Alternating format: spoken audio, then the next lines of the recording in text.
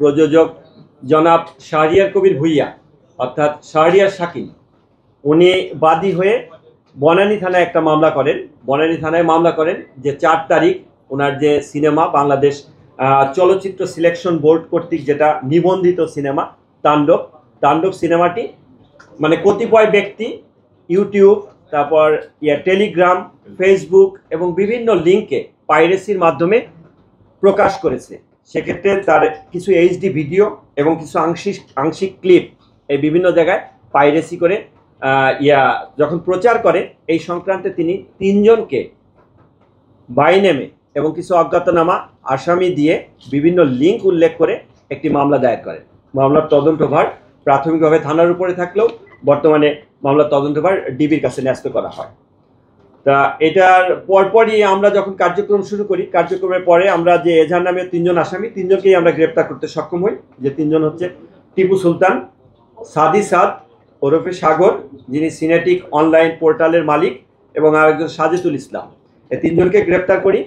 পাশাপাশি আমরা যে লিঙ্কগুলো আছে সেই লিঙ্কগুলো অ্যানালাইসিসের কাজ করি যে লিঙ্কে কোন লিঙ্কে সেটা প্রকাশ হয়েছে। মূলত আমরা এখানে দেখি টেলিগ্রাম একটা টেলিগ্রাম চ্যানেলের মাধ্যমে এটা প্রথম প্রকাশ পায় এবং সেটির মূলত কে কন্ট্রোল করে বা কারা করে সেটার ব্যাপারে আমরা আমাদের যে ডেডিকেটেড টিম আছে ডিবি সাইবার ইউনিট কাজ করছে। আমরা আশাবাদী যে যে চ্যানেলগুলো থেকে এটা প্রকাশ হয়েছে পাইরেসি করেছে সেই চ্যানেলগুলোর মূল হোতাকে এবং কে কন্ট্রোল করে সেগুলো আমরা বের করতে পারবো এবং এর সাথে অন্যান্য যারা সংশ্লিষ্ট আছে তাদেরকেও আমরা আইনের আওতায় আনতে পারবো। নতুন সেনোরা গাইনোকোলজিক্যাল সোসাইটি দ্বারা স্বীকৃত নিরাপদ ও সুগন্ধিমুক্ত স্যানিটারি ন্যাপকিন সেনোরা।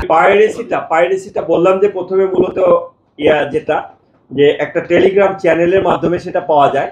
তা এটার ক্ষেত্রে আমরা তো কেবল আসামি এনেছি, তা আপাতত জিজ্ঞাসাবাদ চলছে। তাতে এইখানে অপারেটর আছে, একটা সিনেমা হলের অপারেটর আছে, ওনার আপাতত একেবারে ইনিশিয়াল স্টেজের জিজ্ঞাসাবাদে উনি যেটা বলেছেন যে 2 জনের নাম বলেছেন যে যাদের মাধ্যমে উনি এটার পাইরেসি কপিটা পেয়েছেন। তা ওইটার ব্যাপারেও যাচাই বাছাই চলে তাদের অবস্থান শনাক্ত করে এবং তাদের সামাজিক যোগাযোগ মাধ্যমে যে বিভিন্ন ইয়াগুলো আছে ওই আপনার লিঙ্কগুলো আছে সেগুলো যাচাই বাছাই করে তাদেরকে আইনের আওতায় আনা হবে তাদের সংশ্লিষ্টতা থাকলে। আর অপর 2 জন যারা তারা তো তাদের সামাজিক যোগাযোগ মাধ্যমে আমরা যেটা দেখতে পেলাম ইনিশিয়ালি যে তারা ঘোষণাই দিয়ে দিয়েছেন যে এটার পাইরেসি কপি আসছে। সুতরাং সেক্ষেত্রে সেলফ ডিক্লিয়ারেশনের মাধ্যমে এটা পাইরেসি করেছে। তা পাইরেসি আসলে এটা একটা অপরাধ, যে অপরাধের কারণে এটা আমরা খুব সিরিয়াসলি নিয়েছি এবং এটার সাথে অন্যান্য যারা সংশ্লিষ্টতা যাদেরকে পাবো তাদেরকেও আমরা আইনের আওতায় নিয়ে আসবো। ধন্যবাদ। খুব ইনিশিয়াল স্টেজে কাজ চলছে আজকে, এটা আমরা বলবো, আমরা তদন্তের সাপেক্ষে আমরা পরে বলবো। ঠিক আছে, খুব ইনিশিয়াল স্টেজে কাজ চলছে। আমরা কেবল এই যে আজকে আসামিদের নিয়ে এসে হাজির হলাম, তো কালকে তাদেরকে আমরা পাঠানোর পরে আবার এনে যদি জিজ্ঞাসাবাদ করে আমরা মানে এক্সটেন্ডেড ফরম্যাটে আরো তথ্যগুলো আমরা পাই।